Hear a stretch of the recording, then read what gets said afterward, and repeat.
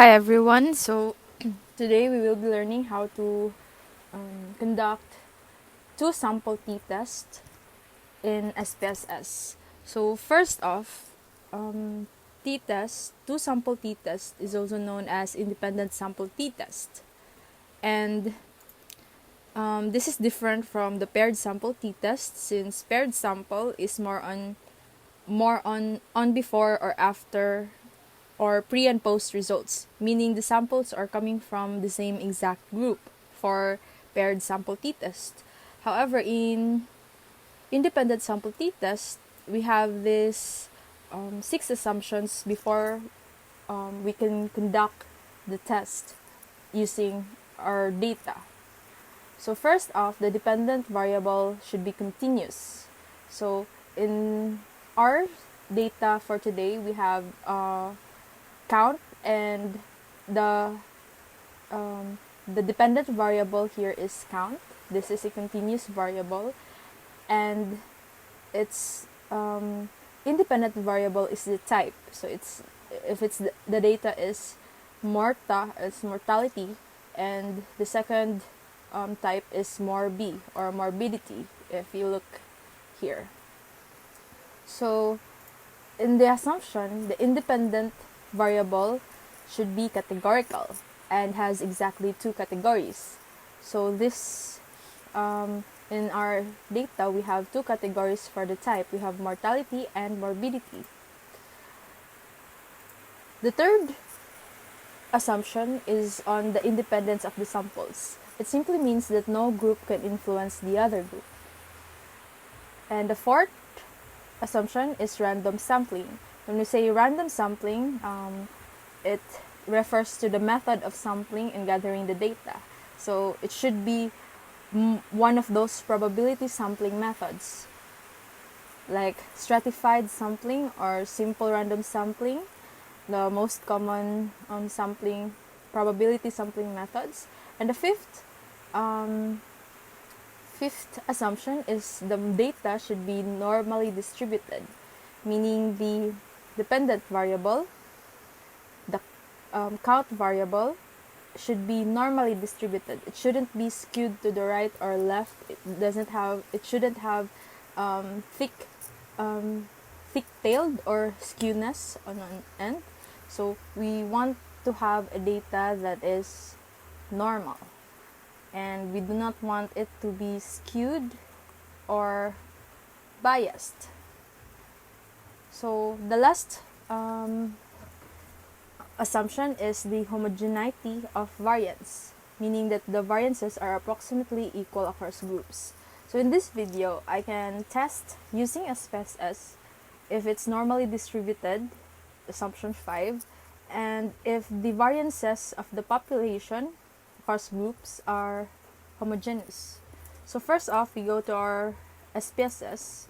So we have this data, and we proceed to in testing if it's normally distributed or not. We go to explore descriptive statistics. We click explore, and the dependent list should be count, and the factor list should be type. You can exclude this one if you don't want to. So let's just focus on the dependent variable. Then we will have plots. We have normality with plots with tests, and histogram. We want to see if the curve is skewed or not. So we click on histogram. Then click continue, and then click OK. So the result in our output window should give us results in Kolmogorov-Smirnov test, our Shapirow-Wilk test. So it's showing a lot of plots here since I've selected plots. So let's look at the results here. So it says that the data we are using is significant, and we do not want this one. we cannot use test for normality for this one, since the data is not normally distributed. You can see in our histogram that it's skewed to the left, right? So it's important that we test assumptions before we proceed on conducting tests.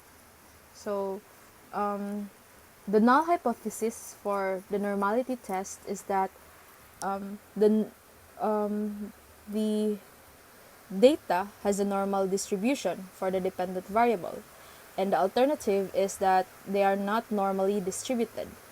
So we should see a high significant value here if we want to use t-test, right?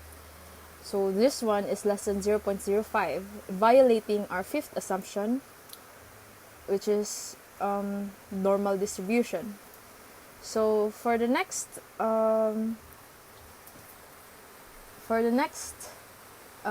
assumption, we should test this also.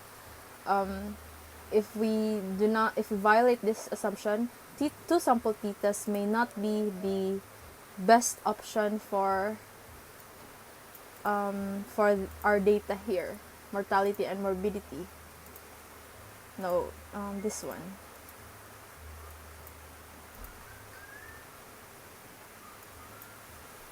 So we cannot use we cannot use t-test for this data set since it's not normally distributed. So I want to show how we also test for the sixth assumption, which is homogeneity of variance. So in SPSS, unlike in RStudio, in SPSS it has two options. We have two options or results to look at. It's in if we I can show you here, compare means and independent sample t-test, where the test variable is our dependent variable and the grouping variable is the type. Then we define the groups. So group 1 is mortality. The group 2 is morbidity. Then we click OK. We leave this as default. You see the options, the confidence interval is 95%, and implying that our alpha is 0.05. So we click OK, and you see t-test cannot be computed, at least I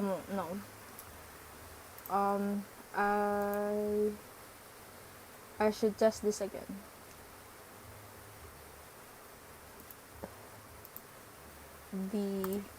This group is Morta. I only used Morta and Morbi. That's why there's no result. So then click OK. Now we have the results. So let's look at this part here, the Levene's test.